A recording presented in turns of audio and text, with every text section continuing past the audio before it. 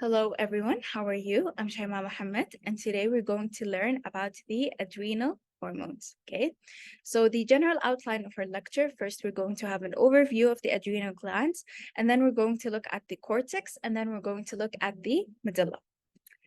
So the adrenal glands, they're glands that are superior to both kidneys. We have a right and a left adrenal gland. The glands are composed of a cortex and an inner medulla.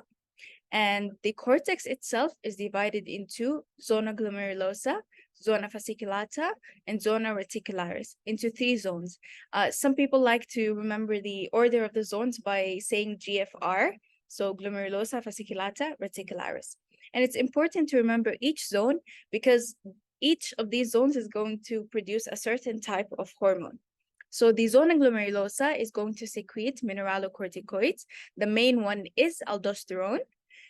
Zona fasciculata is going to secrete glucocorticoids, and the main one is cortisol. The zona reticularis is going to secrete androgens, and the main one is testosterone. Okay. So again, how do you remember which zone secretes what?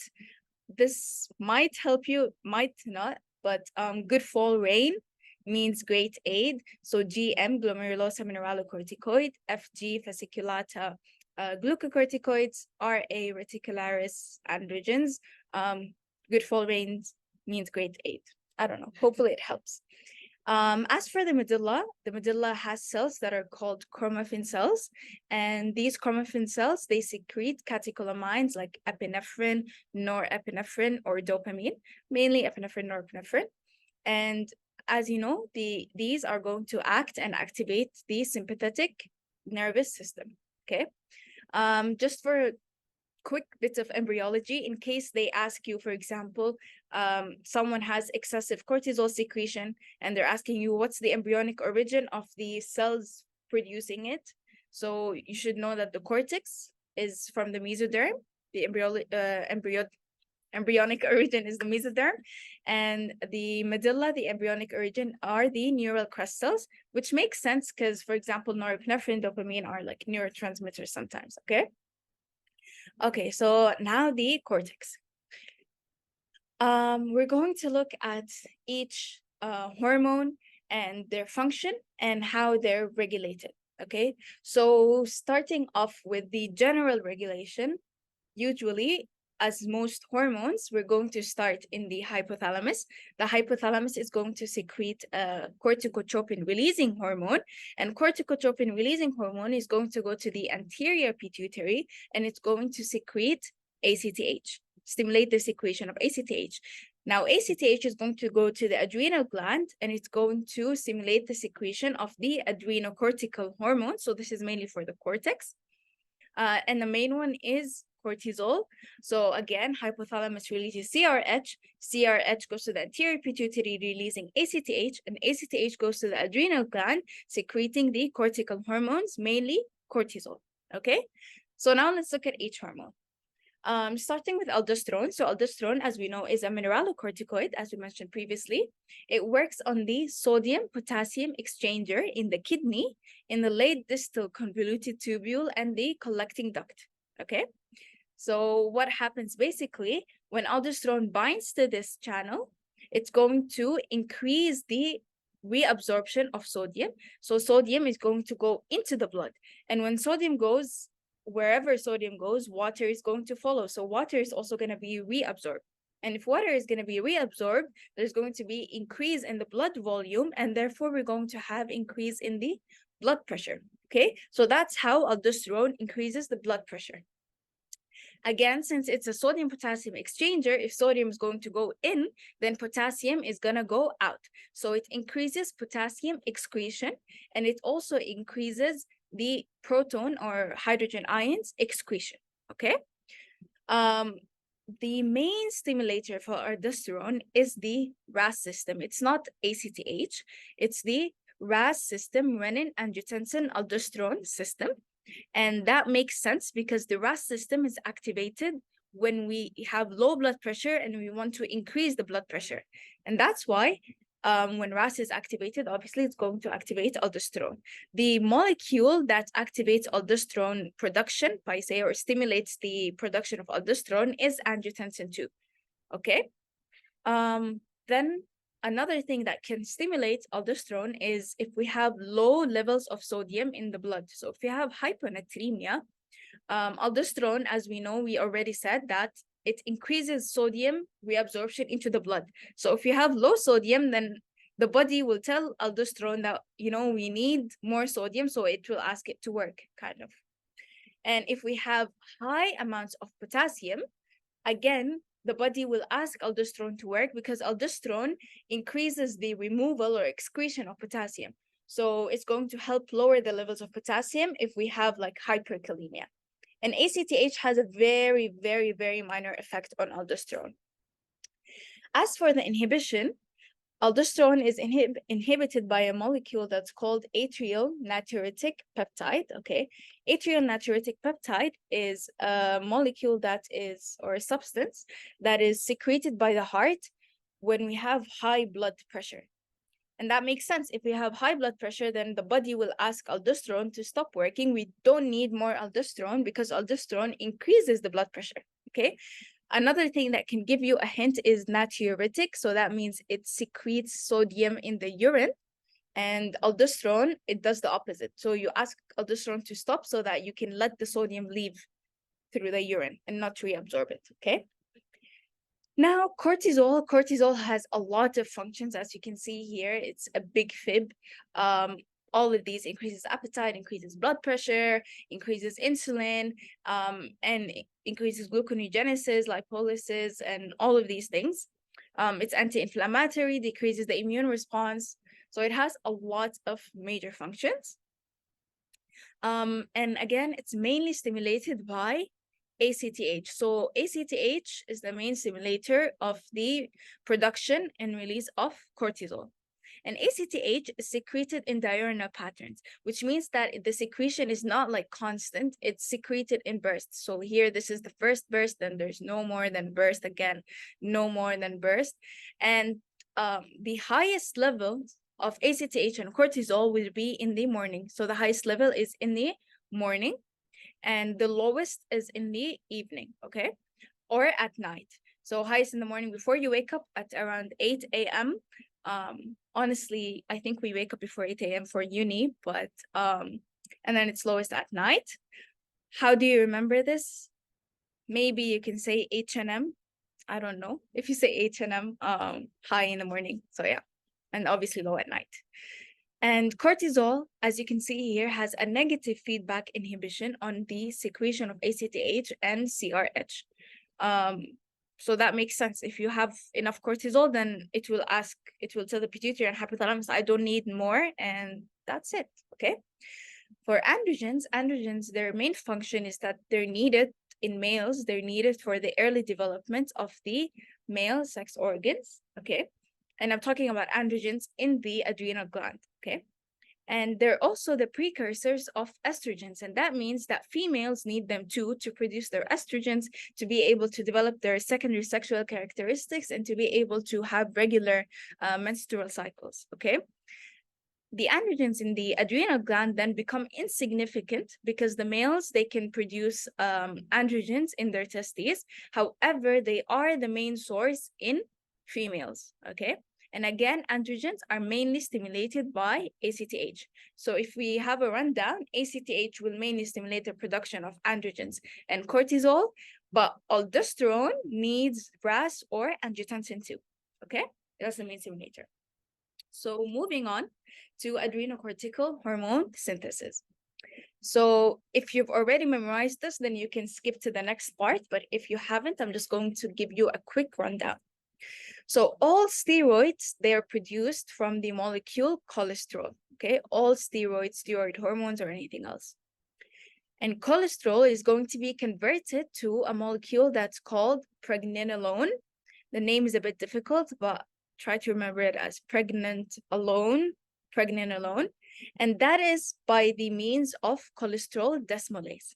Cholesterol desmolase is the rate-limiting step in the steroid synthesis pathway, and this is the enzyme that's regulated by ACTH. So what will ACTH stimulate? How will it start the reaction? By activating cholesterol desmolase, okay? Now, cholesterol being converted to pregnenolone, if we move down the pathway in glomerulosa to form the mineralocorticoids, it's going to be converted to progesterone, which is, I think, a familiar name to all of you, by the enzyme 3-beta-hydroxysteroid dehydrogenase, okay? And progesterone is going to be converted to 11-deoxycorticosterone by a very important enzyme. You have to remember this, 21-hydroxylase. So 21-hydroxylase is going to convert progesterone into 11-deoxycorticosterone. Then 11-beta-hydroxylase, which is a very important enzyme, again, is going to remove this 11-deoxy part, and we're going to have corticosterone, okay? And corticosterone is then converted to aldosterone by the enzyme aldosterone synthase. Pretty easy to remember the name. And this is the enzyme that is going to be stimulated by angiotensin II from the activation of the RAS system, okay? So this is the formation of mineralocorticoids. And now if you want to move laterally to zona fasciculata to produce our glucocorticoids, we have this enzyme that's very important again, 17-alpha-hydroxylase.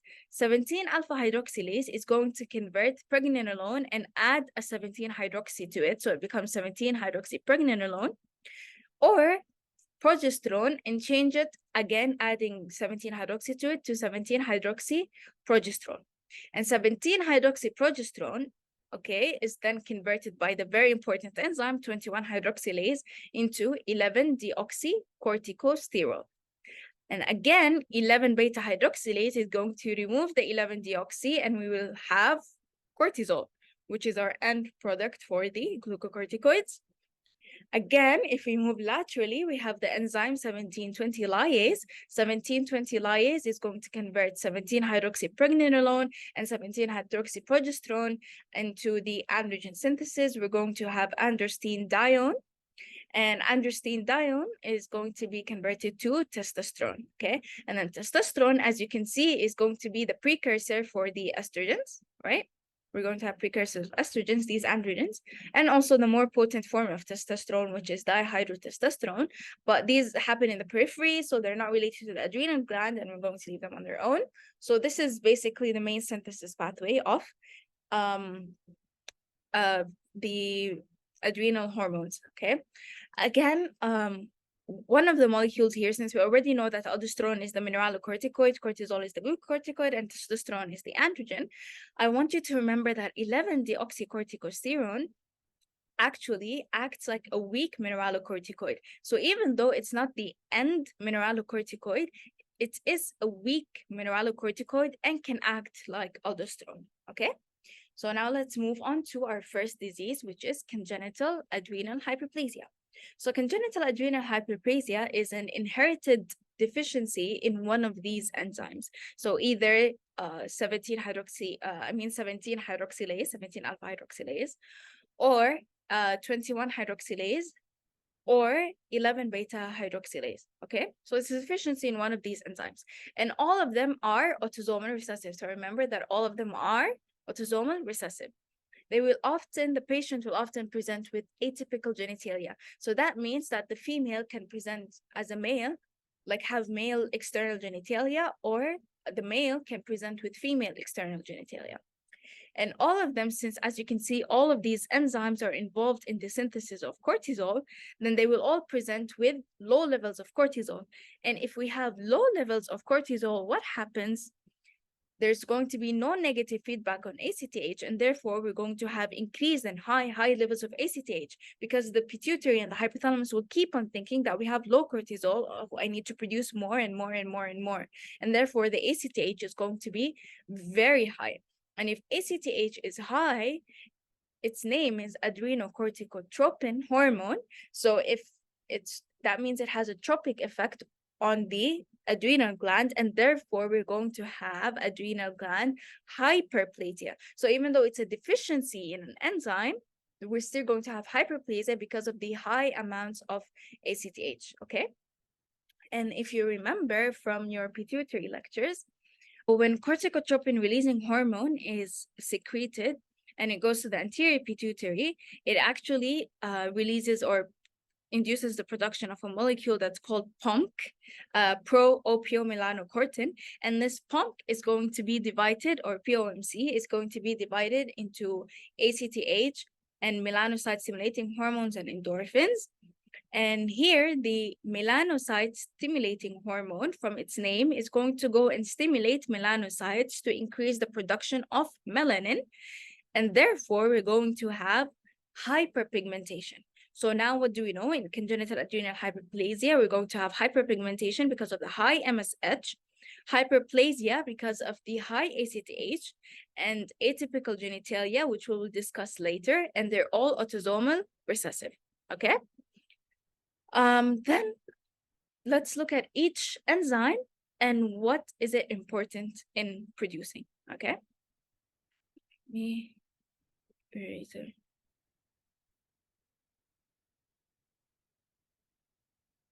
Pointer. Pen. Okay. So first 21 hydroxylase, okay? So 21 hydroxylase, as you can see here, is needed in the production of mineralocorticoids and glucocorticoids, right? So if we have a deficiency in this enzyme, we're not going to be able to produce any of these. And then 11 beta hydroxylase, 11 beta, is needed again for the production of, again, mineralocorticoids and glucocorticoids. So if we are stopped here, if we're blocked here, then that means we can't produce mineralocorticoids or glucocorticoids. Is that correct? Remember how I said that 11-deoxycorticosterone has weak mineralocorticoid activity? Then that means that if we're blocked at this, we're able to produce mineralocorticoid activity, but not glucocorticoid, and specifically not aldosterone. But we can produce some mineralocorticoid activity because 11-deoxycorticosterone does have some mineralocorticoid activity, okay? Although it's weak. Then we have 17-alpha hydroxylase. So 17-alpha hydroxylase is needed in the production of glucocorticoids, okay, and androgens. So it's not required in the mineralocorticoid synthesis. Another thing, this is kind of like a memory aid kind of thing, which we're going to use again and again when we discuss each of these deficiencies, is that if the enzyme begins with 1, so like 11 beta or 17 hydroxylase, we're going to have we're going to have hypertension if there is deficiency, okay? So they're going to present with hypertension. And if the enzyme ends with 1, then their deficiency is going to present with female virilization. So for example, 21 and 11 beta. And I'm going to keep, like I said, I'm going to keep on repeating this every time we discuss each enzyme. So starting with 21 hydroxylase deficiency. So 21 hydroxylase is needed for this step here to produce 11-deoxycorticosterone and 11-deoxycortisol, and continuing to produce the glucocorticoids and mineralocorticoids, okay? So if we're blocked here, if we're blocked at this step, then we're not able to produce the mineralocorticoids or glucocorticoids. And since cortisol is going to be low in levels, then we're going to have high ACTH. And ACTH is going to keep on stimulating the production until we reach this step. And since, again, like we said, it's blocked here, these products are going to accumulate. So we're going to have high progesterone, and high 17-hydroxyprogesterone is going to be high because it's blocked at this stage. It's accumulated. And it has to go somewhere. So where will it go? It's going to go here. So what's going to happen is that we're going to have a shift towards the production of androgens because we can form these androgens. So androgens are going to be very high in number, okay? So now our symptoms are going to consist of low mineralocorticoids and low glucocorticoids. These are going to cause the symptoms, and high androgens are also going to cause some symptoms and signs, okay? So what is the typical presentation of someone with 21 hydroxylase deficiency? Usually, they will present at birth. And why is that? It's because they can present with something called salt wasting crisis, and they're going to present with hypertension. And why is that? If they have low levels of mineralocorticoids and they're not able to reabsorb the sodium in the urine, the sodium is going to be lost. They're going to have salt loss in the urine, so salt wasting, and they're going to also have hypertension because of the salt wasting and because they have low cortisol and stuff like that, okay? Again, now, because of the high levels of androgens, what happens? Females are going to be virilized. And what does that mean? They're going to have some male characteristics. So, for example, clitoromegaly. So their clitoris will be enlarged. Sometimes it can look like an actual penis. But inside, they're going to have normal female genitalia. So they're going to have a uterus, they're going to have an ovary. But outside, they're going to have excessive hair and so on, okay? And for males, since they're already males and but having high androgens, they might present with precocious puberty. So they're going to have, they're going to get their puberty earlier than normal. And also sometimes like early beard formation and so on, okay? Again, now let's look at our memory aid. So does this enzyme begin with 1? No, it does not. So that means we do not have hypertension. And as you can see, it's the opposite. Actually, we have hypotension. Does the enzyme end with 1? Yes, it does. So does that mean you have female virilization? Yes, we do. Okay. So now let's move on to the next enzyme.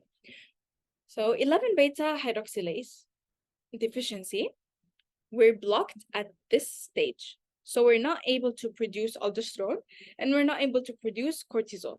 But what are we able to produce? 11-deoxycorticosterone. So what happens? We have low levels of cortisol, and so there's no negative feedback inhibition on ACTH, and we're going to have high levels of ACTH. And this is going to keep on stimulating the production until we're blocked at this step. So what accumulates? 11-deoxycorticosterone. If 11-deoxycorticosterone accumulates, even though it's a weak mineralocorticoid, it's going to be very high in number, and it's going to cause a lot of absorption of sodium. So we're going to might have hypernatremia. We're going to have high levels of sodium, and when sodium goes, water follows, and we're going to have high blood pressure, and we're going to have low potassium in the serum, low potassium in the blood. Why? Because 11-deoxycorticosterone is going to increase the excretion of potassium, and when we increase potassium excretion, we get alkalosis. Okay, just remember that potassium, if we have hypokalemia, we have alkalosis. If we have hyperkalemia, we might have acidosis. But anyhow, since it increases potassium excretion, we have alkalosis. And again, because it keeps on being blocked here, it again has to be shifted somewhere, and it's going to be shifted to the production of androgens, and we're going to have high levels of androgens. So how will this deficiency present? So the enzyme begins with 1. Does it begin with 1? Yes. So do we have hypertension? Yes. So we have hypertension because of the high levels of 11-deoxycorticosterone, and hypokalemia because 11-deoxycorticosterone is going to increase the potassium excretion. And therefore, we're going to have fatigue and palpitations, muscle cramps, all symptoms of hypokalemia. Okay. Does the enzyme end with 1? Yes. So do we have female virilization? Yes. So as you can see, the female will present with female virilization, but she'll have internal female genitalia. And the males, because of the high levels of androgens, are going to present again with precocious puberty and early beard formation, and so on.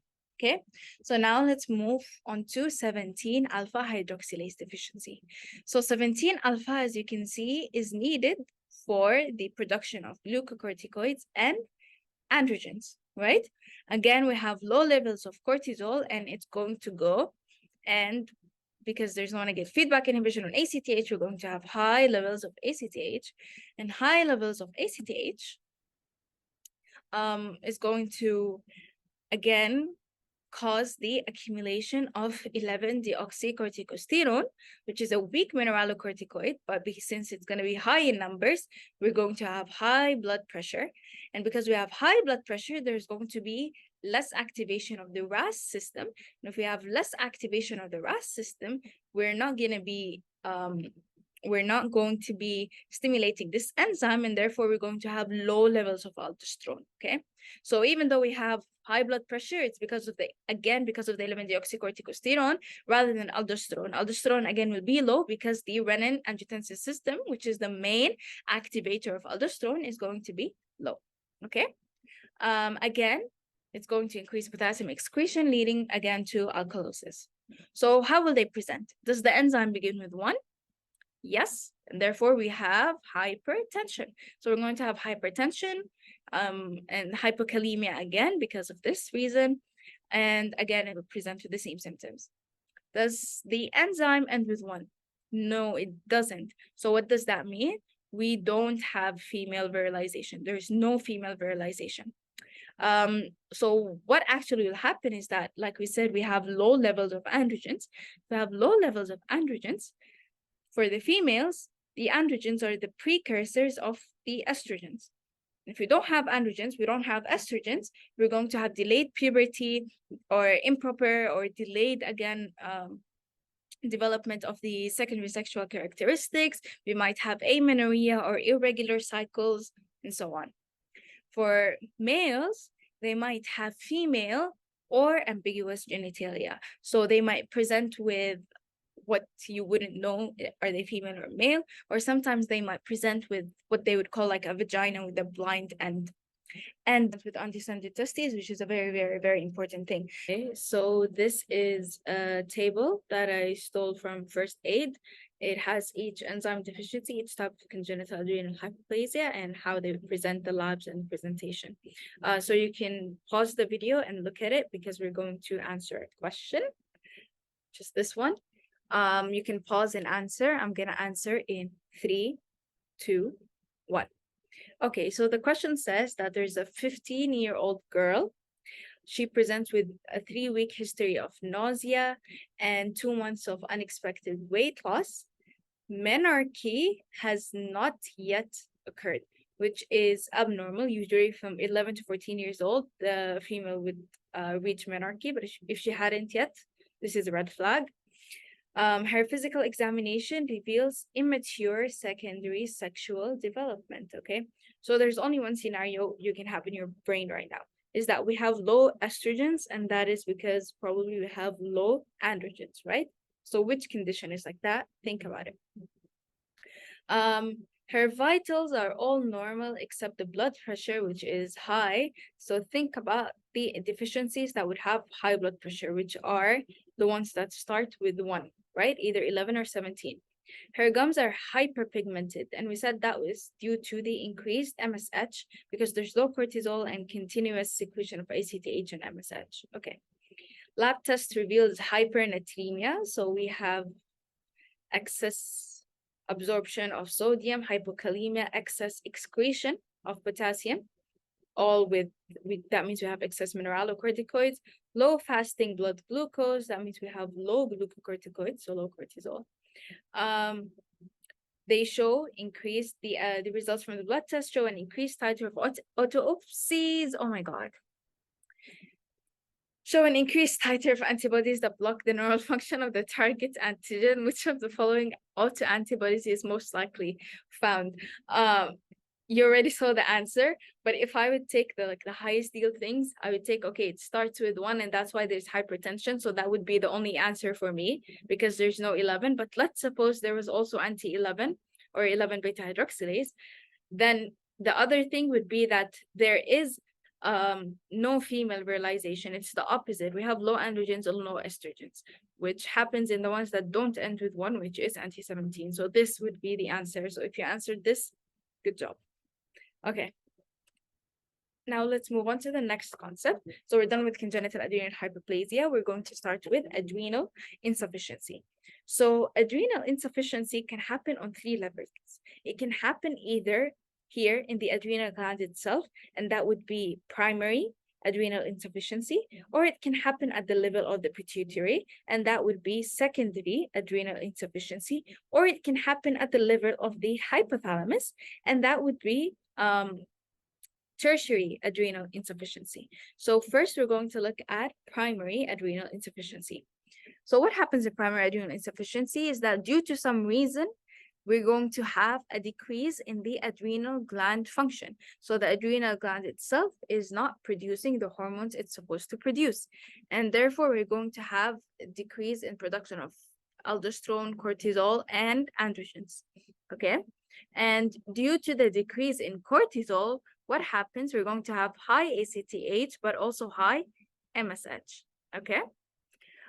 So what can cause primary adrenal insufficiency? The most high yield, most important cause is Addison's disease. And Addison's disease can either be due to autoimmune destruction or infections like TB that will destroy the adrenal gland, and therefore you're not going to be able to produce the hormones.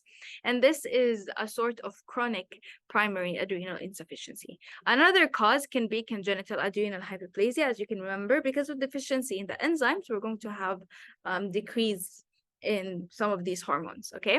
Another cause could be something that's called Waterhouse-Friderichsen syndrome. I wouldn't say this is as important as Addison's, but it's an acute form, a sudden form of adrenal insufficiency. So there's an adrenal crisis because of sudden hemorrhage into the adrenal gland. So blood is filling up in the adrenal glands, and that's usually due to this bacteria that's called Neisseria meningitidis. When this is in the blood, this happens, and it's actually a very severe condition. Patients can die not due to the meningitis, but due to this Waterhouse-Friderichsen syndrome. Okay, so how would Addison's present, since this is the most important one we have? So the low cortisol is going to give you symptoms of weakness, fatigue, orthostatic hypotension, because its job is to maintain the blood pressure, hypoglycemia, because its job is to increase the glucose in the blood, and sometimes GI symptoms and weight loss and so on. Okay, so these are all symptoms of cortisol, general symptoms. If we have low aldosterone, because of it, we can have hyponatremia. Remember that aldosterone, it's going to increase the sodium reabsorption into the blood. So we're going to have low sodium, and therefore we're going to get symptoms of hyponatremia, which are like seizures, nausea, vomiting, headaches, muscle cramps, and so on. And then because we're retaining the potassium, it's not being excreted, so we're going to have hyperkalemia.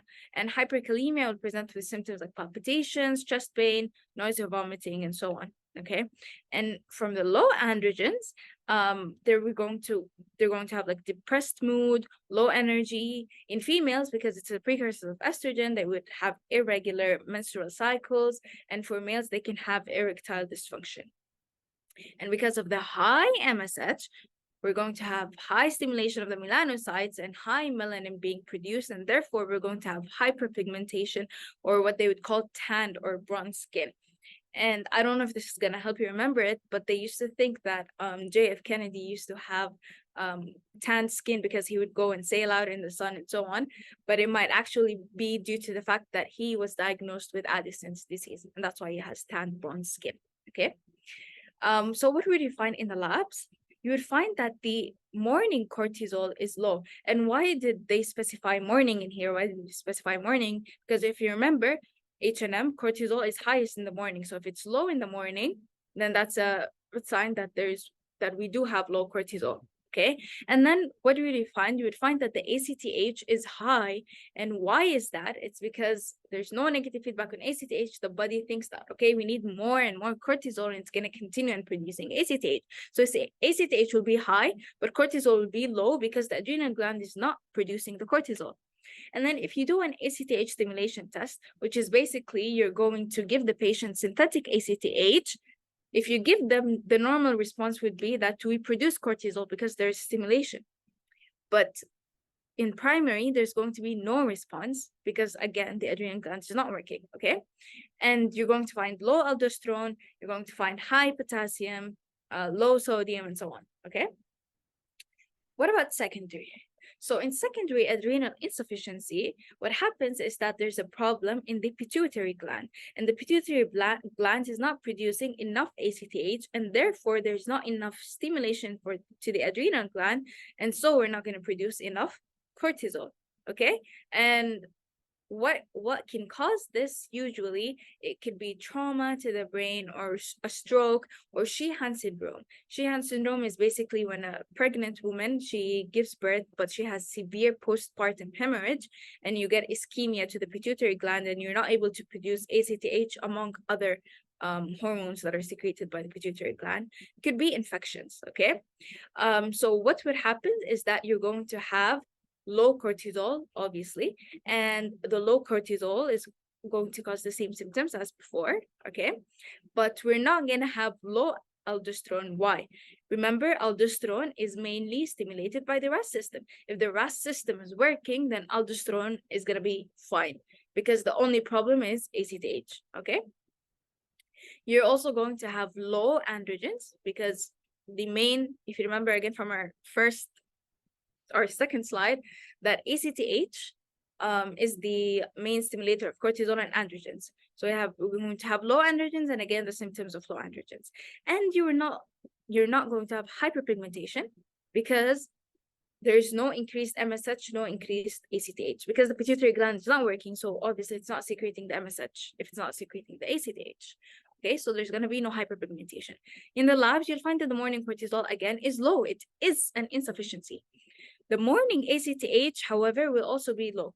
Previously, it was high because there's no negative feedback, but here the problem is the ACTH. ACTH not being produced, and therefore cortisol not being produced, so ACTH is going to be low. Okay, ACTH stimulation test, if you give them synthetic ACTH, they will produce cortisol. Why? Because the adrenal gland is working fine.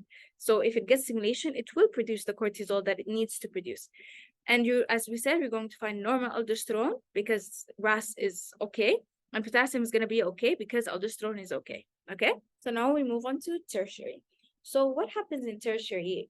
Basically, some people, for example, those who have taken a transplant, those who have autoimmune diseases, they need to take steroids to suppress their immunity, and those steroids are in a very high dose. So what these steroids do, they go and they suppress the hypothalamus and the pituitary, because there's continuous negative feedback inhibition. So the hypothalamus stops secreting CRH, the pituitary stops secreting ACTH, and so on. And if you suddenly stop taking these steroids, what happens is that the hypothalamus still didn't have enough time to recover or enough time to start producing the CRH. So you're going to have low CRH during that period and low ACTH, and then therefore low cortisol. And this is what's going to cause the adrenal insufficiency in tertiary adrenal insufficiency. And that's why they always say that whenever you're giving steroids, you don't stop them suddenly. You're going to taper them down slowly to give enough time for the hypothalamic pituitary adrenal axis to start working and to avoid a crisis. Okay, so as for the symptoms, everything else is going to be similar, like the presentation, low cortisol, low androgens, and no hyperpigmentations. It's going to be the same, and the labs are going to be the same. Okay, so now this is a table that has everything, like the types of adrenal insufficiency, primary, secondary, tertiary, and how they would present basically. There's something extra here though, which is the CRH stimulation. CRH stimulation is basically if you give them synthetic CRH, if they're able to produce cortisol, that means that the pituitary gland is working. That means the problem is in the hypothalamus and the pituitary gland is working. But if you give them CRH and there's no response, no ACTH is being secreted, no cortisol is being secreted, that means there's a problem in the pituitary, and there's no connection between the hypothalamus and the adrenal gland. Okay, so let's move on to the question. So pause and answer. I'm gonna answer in 3, 2, 1. Okay. So a patient with a dislocated shoulder had it corrected under conscious sedation. The anesthesia drug that was used is known to impair the function of the pituitary adrenal axis. Hence, 1 week later, the patient's adrenocortical hormone and cortisol were measured in blood samples taken at the indicated times. So these are the normal values of ACTH and cortisol. Okay, these are the normal. So the patient at 7 a.m., he had 110, that is normal, and cortisol was 15, normal. Patient at 7:30 a.m., he had 90 and 15, again within the normal ranges. The patient at 7 p.m. had 120 and then 20, again it's within the normal range, and 210 and 23, still within the normal range. So which of the following is the correct conclusion from the patient data? So excessive pulsal, whatever this word is, of ACTH, no, everything is within normal, so this can't be it. Inverted circadian rhythm. Let's look at it. Most likely this is the correct answer. Why? Because at the morning when ACTH and cortisol need to be the highest, they are the lowest, and here they're highest at night, which is the opposite. Remember H and M? So they should be highest in the morning. So this is most likely the correct thing. No abnormalities. The abnormality is the timing. Primary adrenal insufficiency. No, everything is within the normal limits. Secondary, again, ACTH is within the normal limits. So the answer should be B. If you answered B, good job. Okay. By the way, the explanations for the questions, like more explanations, are present in the notes section. So now let's move on to situations where we secrete more hormones or there's excess of hormones, starting with Cushing syndrome or hypercortisolism. Cushing syndrome has two main causes.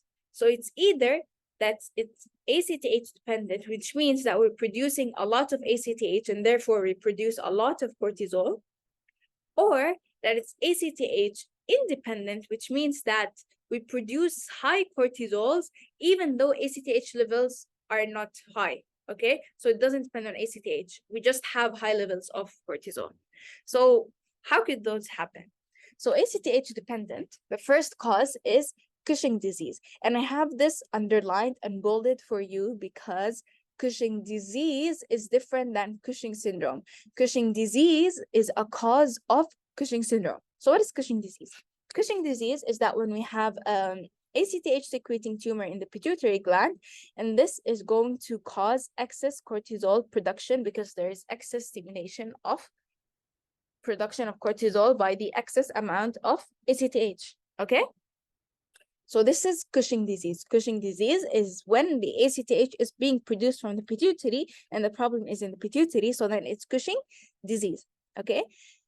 Another cause of ACTH-dependent Cushing syndrome would be an ACTH-secreting lung cancer. So you have a lung cancer patient, and he's producing a lot of ACTH, and this ACTH is going to stimulate the production of excess of cortisol, okay? Then we have ACTH-independent. So what can cause these? So the number one cause is, for example, we have a tumor in the adrenal gland, in the zona fasciculata specifically, that's producing a lot of cortisol. And it's going to be the opposite, actually, because we're producing a lot of cortisol. There's going to be negative feedback inhibition on ACTH, and ACTH levels are going to be low, okay? So this is ACTH-independent Cushing syndrome. Another cause would be exogenous corticosteroids. So like I mentioned, people who have transplant, autoimmune diseases, they're taking steroids from outside. So they're going to have high cortisol levels. But again, because there's going to be negative feedback inhibition, ACTH will be low. Okay? So now, how will these people present? How will people with Cushing syndrome, regardless of the etiology, how will they present? They're going to have a moon face, as you can see here. There's a moon face, okay, puffy face, dorsal cervical pad. There's, or sometimes they call it buffalo hump. They're going to have truncal obesity. They're going to have striae because of thinning of the skin. They're going to have hypertension. They're going to have hyperglycemia due to insulin resistance. They're going to have weight gain, hirsutism. It's a very, very bad disease, osteoporosis, and so on. Okay, so Cushing syndrome is very bad, and that's why people don't like to stay on steroids for long. Okay, so how would you diagnose or try to help diagnose the reasons for Cushing syndrome. So you have these tests. Number one, 24-hour urine free cortisol and late night salivary cortisol. So if they're high, then you know that you have Cushing, okay? Because at night, cortisol should be low. So if it's high, you know you have Cushing. Then you look at the ACTH level. If they're high, then it's ACTH dependent. If they're low, then it's ACTH independent. So you kind of narrow down your causes to 2 causes instead of 4. When you find that it's ACTH dependent, so we have high ACTH levels, you want to know, are they coming from the pituitary or are they coming from an ectopic area, ectopic secretion, like lung cancer? So you have these 2 tests. So you're going to do a low-dose dexamethasone suppression test. Dexamethasone is actually a steroid that's similar to cortisol, and it should have a negative feedback inhibition on ACTH. So a low dose will usually do nothing. You'll still find that the ACTH is high in both Cushing disease and ectopic secretion of ACTH. But when you give a high dose, you're going to have decreased level of cortisol in Cushing disease. Why? Because since it's coming from the pituitary, it still kind of responds to negative feedback, but it needs a very high dose of steroids to respond to the negative feedback. But if there's no response, then it's an ectopic secretion of ACTH because it does not respond to this negative feedback whatsoever. Okay? So if there is decreased cortisol with high dose dexamethasone suppression test, then it's Cushing disease from the pituitary gland. If there's no response, then it's a lung cancer ectopic secretion of ACTH. Then we have the CRH stimulation test. If you remember, we're going to give them CRH, and if it stimulates, if it increases the production of ACTH and cortisol, then that means that it's from the pituitary because it's kind of responding to the positive feedback that it's getting by the stimulation of CRH. But if there's no response, again, it's ectopic secretion, because now ectopic secretion, it doesn't care about negative feedback, it doesn't care about stimulation, okay? But Cushing disease pituitary will respond to the high dose of negative feedback and to the CRH stimulation, which is kind of like a positive feedback, I would say, okay? And then again, you can do imaging if you find an adrenal tumor and you see it by images. If you find a pituitary or a lung cancer, then you're also going to see it by imaging, okay? So here we have a table, and let's answer it together to see like the tests and what kind of Cushing syndrome does this patient have. So let's say we looked at the ACTH and ACTH is low. So we narrowed down our causes to 2 things, right? Either it's an adrenal tumor in the zona fasciculata producing cortisol, or we're taking exogenous steroids. Then I don't care about the tests. I don't care about the tests, okay? So you look and you do an imaging and you find an adrenal mass. So this is most likely primary hypercortisolism, something from the adrenal gland, adrenal tumor. Or the patient had a transplant or was has an autoimmune disease, and he had a prescription for exogenous corticosteroids, then you know that it's exogenous corticosteroids, okay? So this is easy. The more difficult one comes when we have high levels of ACTH. So let's say we have high levels of ACTH, and we did the low dose dexamethasone, and it did nothing. Expected. We did the high dose, and there is a decrease in cortisol. Ooh, that means that this thing is kind of responding to the negative feedback. So, most likely you're thinking now that it's pituitary. You give CRH, and again, it responds, and we have high ACTH and high cortisol. Oh, this is more likely pituitary. And you do pituitary MRI, and you find a pituitary mass. This is most likely Cushing disease means that it's from the pituitary. Remember, Cushing disease is different than Cushing syndrome. Cushing disease is a cause of Cushing syndrome. Okay. Then we have ACTH is high. You give low dose, there's no response. You give high dose, it's not responding because most likely it's not from the pituitary. You give CRH stimulation, it's not responding. So again, this is most likely a ectopic secretion of ACTH, usually due to small cell lung cancer. Okay, so now we have our question about Cushing. Okay, so you can answer, pause and answer. I'm going to answer in 3, 2, 1. So the husband of a 63-year-old woman reports that his wife's personality has significantly changed over the past 2 years. Red flag. Upon investigation, the woman also admits to having memory problems. Red flag. Something's wrong with the brain. Physical examination reveals centralized obesity, round face, thin limbs. Lab results show fasting hyperglycemia, and these are all kind of symptoms of Cushing, right? The image shows the patient's adrenocorticotropic hormone concentrations compared to a control patient. Okay. Serum ACTH is measured every 10 minutes for 1 hour, and corticotropin releasing hormone is infused at the time of the arrows. Which of the following is the most likely diagnosis? So this is the patient's ACTH, and this is the normal human's ACTH. Right from the beginning, you can tell that it's higher than normal. So that means it's either something in the pituitary or it's an ectopic secretion. So what did they do? They gave CRH. Did it respond? Did it significantly respond? Yes, it increased. ACTH levels increased.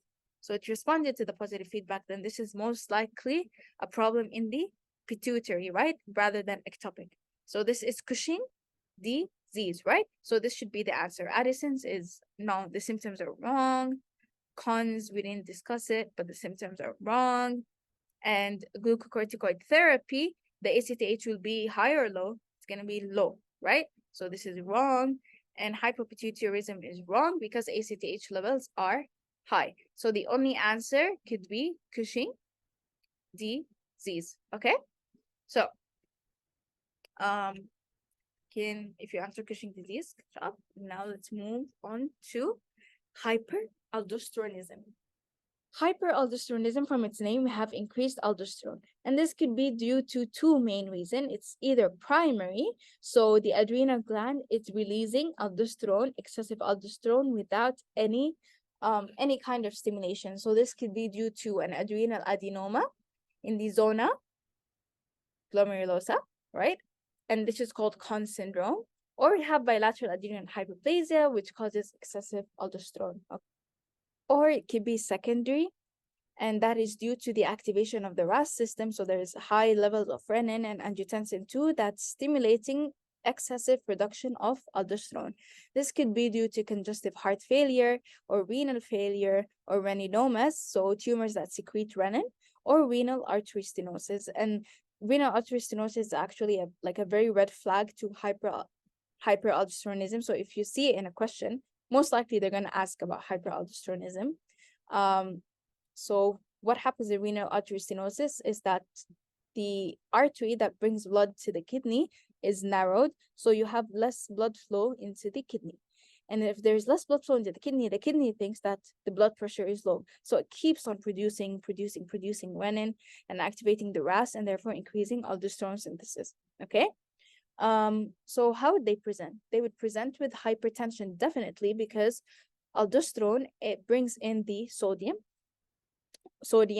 water goes in sodium, so there is going to be increased blood volume and therefore increased blood pressure. Okay, so hyperaldosteronism is one of the main cause of hypertension. Okay, you're going to have headaches, muscle weakness, palpitations, cardiac arrhythmias, and all of these are because of the most of them are because of the hypokalemia. And why is there hypokalemia? It works on sodium-potassium exchanger. So if it brings in sodium, it's going to excrete potassium. And if we have high levels of potassium excreted, we're going to have hypokalemia, which can cause these symptoms, okay? So what will you find in the labs? You're going to find high aldosterone. Obviously, it's hyperaldosteronism. You're going to find that the levels of sodium, which you thought might be elevated, are actually normal. There's going to be no hypernatremia. And that is because of something called sodium escape. I don't really know exactly what sodium escape is, but basically you're going to have normal levels of sodium rather than hypernatremia. And there's going to be increased potassium excretion and hydrogen excretion, and you're going to have alkalosis because of that, if you remember. And about the renin, in primary hyperaldosteronism, renin is going to be low because there's high blood pressure. So obviously the kidneys are now going to start secreting renin to activate RAS, right? But in secondary, the reason for hyperaldosteronism is the high renin. So you're going to find high renin in secondary hyperaldosteronism. Okay, so now let's look at a question. You can pause and answer in 3, 2, 1. So a 50-year-old man presents with headaches and weakness for several weeks. On investigation, he is hypertensive and hypokalemic. Red flag hypertension with hypokalemia. We have increased mineralocorticoids, okay? Serum aldosterone is elevated, so we have hyperaldosteronism. Imaging is performed. The result shows an adenoma in the adrenal zona glomerulosa, okay? So primary hyperaldosteronism is suspected. Additional tests are ordered. Which of the following changes to serum renin and serum angiotensin 2 would support the initial diagnosis? So basically, the question is asking, what would the levels of renin and angiotensin 2 be when we have primary hyperaldosteronism? So we'll see renin be high? No, it's the opposite, right? Because you have high blood pressure, so you don't want to activate the renin. So it's going to be A is eliminated and C is eliminated and E is eliminated, okay? So eliminated all these. So we only have A and D left, B and D left. Okay, so serum is low. What about angiotensin? If renin is low, then definitely angiotensin 2 is low because renin activates angiotensin 2. So D is wrong, so the answer should be B. So if you answered B, correct, okay? So now I have some practice questions related to the cortex and everything that we just took until now before we move on to the medulla. If you want to come back to these later after finishing with the medulla, then you can do that. But let's move on. So I'm going to give you, you can pause after each question and then I'm going to answer. Okay. So the first question, 3, 2, 1. An increase in serum levels of which of the following electrolytes will directly increase aldosterone secretion? We didn't talk about calcium or chloride or magnesium, so what's left is potassium or sodium. An increase in the serum levels, so an increase in potassium, will it activate aldosterone? What does aldosterone do? Aldosterone increases the excretion of potassium. So if you have high potassium, do we need aldosterone? Yes, we do need aldosterone because we want to get rid of this excess potassium. What about sodium? An increase in levels of sodium? That doesn't make sense because aldosterone is actually, if we stimulate aldosterone, we're going to bring in even more sodium. So this is the wrong answer. So the correct answer, the only correct one is D. Okay, so on to the next question. Okay, you can pause. I'll answer in 3, 2, 1. So a 2-week-old male infant, pretty early, is brought to the hospital in the evening after vomiting for most of the day. He appears underweight and dehydrated. Physical examination shows penile enlargement and subtle hyperpigmentation. He is hypotensive. Serum electrolyte levels are obtained below.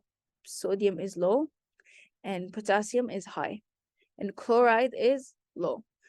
Sodium chloride is salt, so there's salt wasting, there's hyperpigmentation, there's penile enlargement, and hypotension, right? Abdominal imaging shows bilateral adrenal hyperplasia. So what do we know now? We have congenital, so this is most likely congenital adrenal hyperplasia. Of which type? There is no hypertension, so it doesn't start with 1, so the only one is 21. So that means we have 21, and it shows by, if it's a male with penile enlargement, that means we have high androgens. So it is 21, hydroxylase deficiency. So further examination will most likely show which of the following serum levels compared to normal. So what will aldosterone be? Will aldosterone be high or low in 21? So as we know that 21, we're going to block both mineralocorticoids and glucocorticoids. So it's all going to be low. So I can eliminate C and D and E and F. So I've already narrowed down my answers to only A and B. What about cortisol? We said that all of them have low levels of cortisol, and that's why we have high ACTH, and that's why we have hyperpigmentation. So again, A and B is still correct.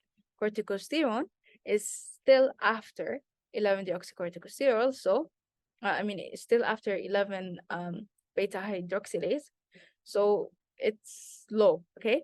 So still A and B is the same. ACTH, is it going to be high or low? So this is the difference here. ACTH is going to be high because we have low cortisol and there's no negative feedback inhibition. So the only correct answer now could be B. So we eliminated A, right? And you don't need to look at the others, okay? So the answer for this would be B. If you answered B, correct. Okay, next question. A patient is diagnosed with hypertension. Oh, wait, 3, 2, 1. A patient is diagnosed with hypertension caused by renal artery stenosis.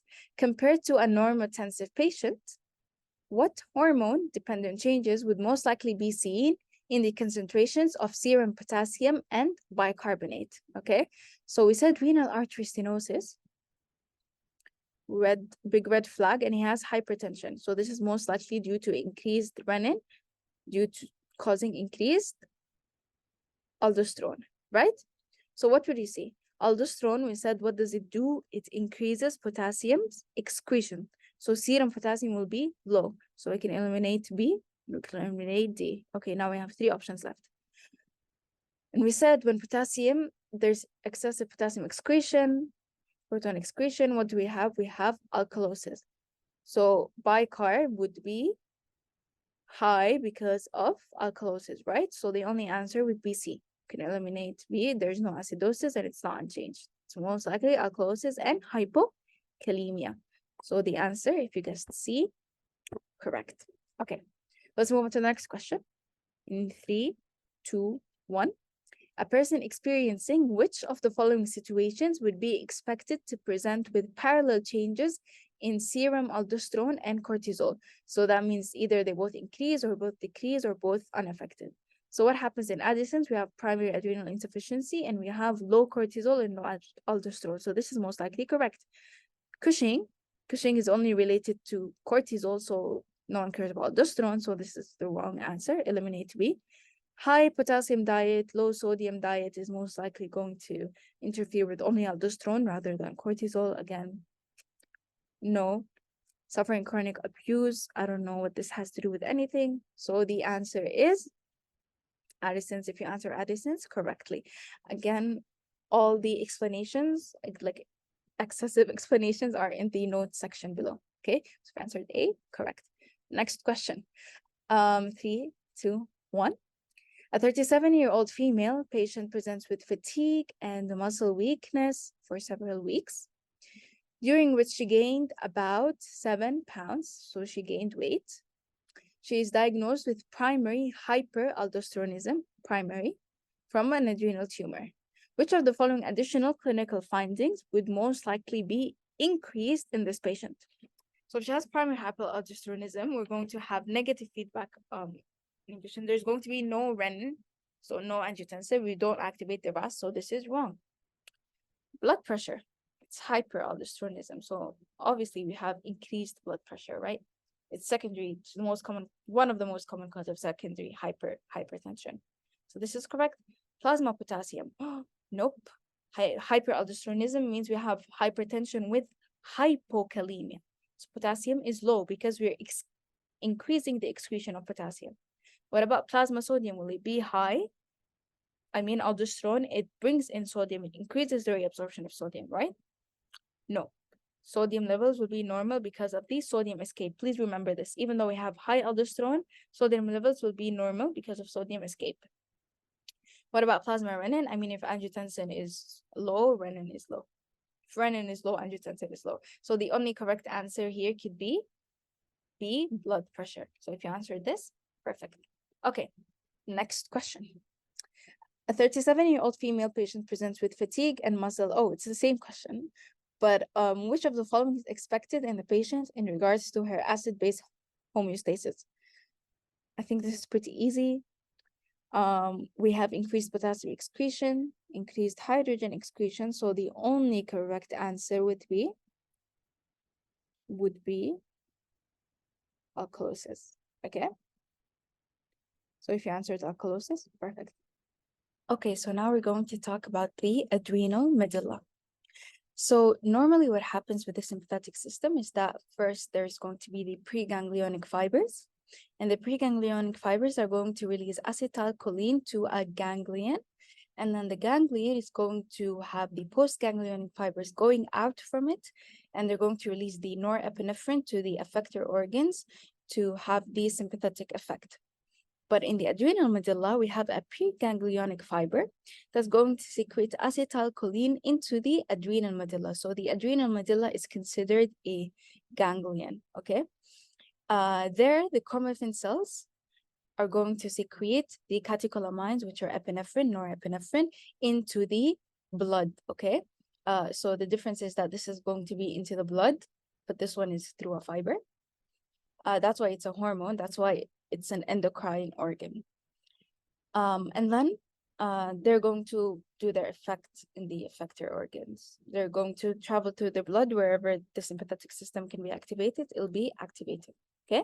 So here, as we said, sympathetic preganglionic fibers, they enter the medulla, release acetylcholine to the chromaffin cells, which are going to secrete catecholamines, and then epinephrine and norepinephrine are going to activate the sympathetic response. So these sympathetic responses, how does the epinephrine and norepinephrine do its job? It's going to bind to certain receptors, which are called adrenergic receptors, okay? And there are many types of adrenergic receptors. There's alpha-1, alpha-2, beta-1, beta-2. So how do we kind of remember this? This might not be fully accurate, but it's accurate for the important things. So we have alpha is present in the arteries, so AA, and smooth muscles. Beta is present in beat, so the heart, or breaths, so the lungs, okay? Then the types we have, so 1 usually contracts when it binds, so like alpha-1 would be contraction. And then usually 2 will dilate. So for example, beta-2 will be dilation. So let's see here. So alpha-1 is mainly used for vasoconstriction. So the main thing is alpha-1, remember it's vasoconstriction. That's the most important function. Alpha-2 actually is presynaptic. So whenever anything binds to alpha-2, it might inhibit, like an agonist binds to alpha-2, it inhibits the release of norepinephrine. And therefore, you're actually having an opposite effect of the sympathetic system. You're making it less sympathetic. You're antagonizing the sympathetic system. Beta-1, since we have one heart, then it's present in the heart. Its only location is in the heart, and increases the heart rate and contractility, since it's one contracts, heart rate and contractility. Beta-2, we have 2 lungs. So it's present in the lungs, in the bronchioles, and it causes bronchodilation, 2 dilation, okay? And it also causes vasodilation, specifically in the muscles, in the skeletal muscles, which makes sense. You are trying to increase the blood supply to your skeletal muscles in a fight or flight response, right? To have more supply of oxygen and nutrients and whatever, okay? So that's basically it. So alpha-1 vasoconstriction, alpha-2, it antagonizes the sympathetic system, beta-1 increases heart rate and contractility, beta-2 bronchodilation, and sometimes vasodilation in skeletal muscles. So now let's look at what can go wrong in the adrenal medulla. So the only disease we're going to be discussing today is pheochromocytoma, from the name chromo, so most likely chromaffin cells, right? So what happens here? It's a neuroendocrine tumor of the adrenal medulla, as you can see here. And there is abnormal proliferation of the chromaffin cells. And chromaffin cells secrete the catecholamines, so we're going to have high levels of catecholamines, right? And this is the most common tumor of the adrenal medulla in adults. And this is the only one you have to know, okay? And it may be associated with something that's called multiple endocrine neoplasias. So like they would have a pituitary tumor maybe, or a parathyroid tumor, and adrenal medulla tumor, and so on, okay? So it's like a syndrome kind of thing, okay? So how would they present? Since they have high amounts of epinephrine, norepinephrine, they're going to have hypertension. But this hypertension is episodic. And why is that? These cells are not always releasing the catecholamines. So there's going to be fluctuations in the levels. There's no continuous release.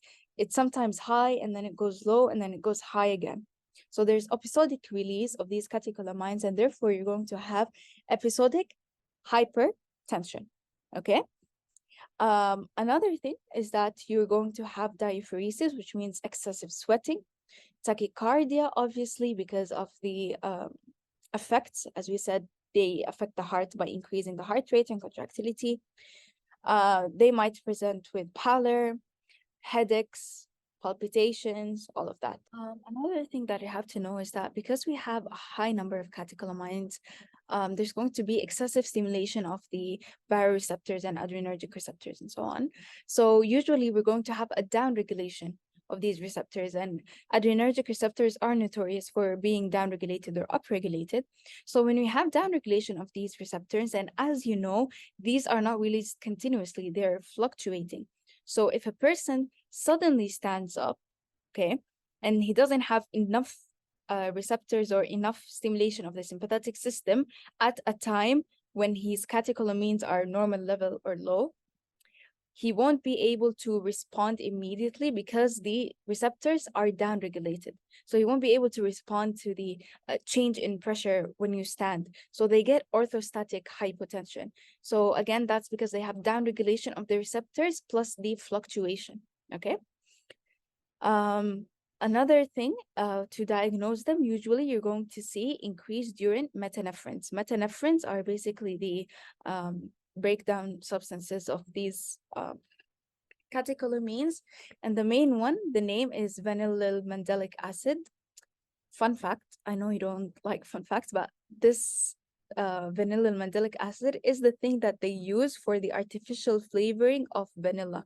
So anything that's cheap vanilla, it most likely has this vanillyl mandelic acid as an artificial flavor. Hopefully you remember. I mean, it says vanilla in the name. So how do you manage it? Usually, you're first going to give alpha antagonists, okay? So the first thing is you're going to give alpha antagonist. And then after you give the alpha antagonist, then you're going to give beta blockers. And then after the levels go normal, like your the body is stable, that's when they're going to resect the tumor. And why is it very important to give alpha before beta? So give A before B. The reason is that if you give beta blockers first, it's going to cause a hypertensive crisis. Everything is going to go to the alpha receptors, and you might have a hypertensive crisis, and the patient might die immediately. So first give alpha, and then give beta. A before B, because A comes before B. That makes sense. Okay, so we're done with pheochromocytoma. So I'll give you time to answer. 3, 2, 1. So a 31-year-old woman presents with episodes of hypertension, nervousness, irritability, panic attacks, constipation for 4 months, okay?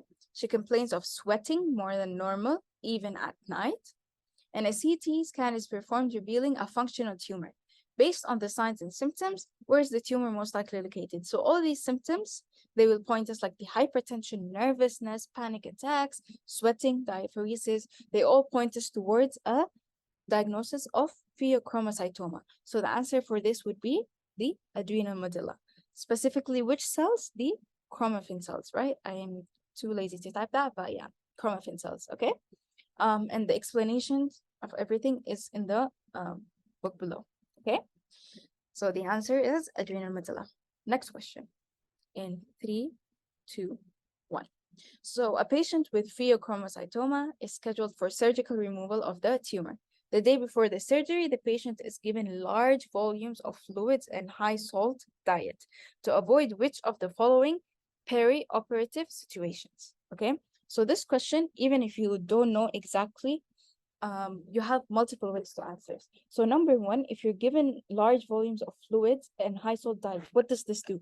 If you have a lot of fluids and salt, it increases the blood volume, therefore increasing the blood pressure. So that means the goal of this thing is to increase blood pressure. If you want to increase blood pressure, then that means you're avoiding low blood pressure. So this would be the answer if you solve it this way. Another thing, to avoid which of the following. So what happens after the surgery? The patient, usually because of epinephrine, norepinephrine, they will already have hyperglycemia because it antagonizes insulin effect, just like cortisol. Any stress hormone usually is going to antagonize. So this is out. Okay. What about palpitations? This already exists due to pheochromocytoma. So it can't be the thing that you want to avoid after, because you're removing all that signal. You're removing the epinephrine. So that's wrong. Perspiration, again, no more sweating. You're not avoiding that. Vasoconstriction, again, the opposite. You're removing the tumor, you're removing the things, so it can't be it. So the only correct option would be hypotension. So the actual reason for it being hypertension would be that when we have pheochromocytoma, obviously we have high amounts of catecholamines. And when we have high amounts of catecholamines, that means we're going to have high blood pressure most of the time. We're going to have hypertension most of the time. So the body's natural systems that would strive to bring the blood pressure higher, or to make our blood pressure higher, and in situations when we have low blood pressure, would actually be suppressed, because the body is at high blood pressure most of the time. So for example, the RAS system would be suppressed. So if you suddenly stop giving this input that's causing hypertension, so these catecholamines, when they suddenly go low, there's not enough time for the other systems like the RAS system to actually compensate for the sudden decrease in blood pressure, and therefore you might have hypertension. So they're going to give these fluids and high salt diet to try to keep the patient at a higher blood pressure when there's sudden decrease in the catecholamines. And there's again more explanation in the answer section below, in the notes section below. Okay, so if you answered hypertension, you're correct. So this is the end of my session. If you guys have any questions, you can send me an email or text me on this phone number. And I wish you the best of luck on your exam. And I hope this was helpful. And yeah, goodbye.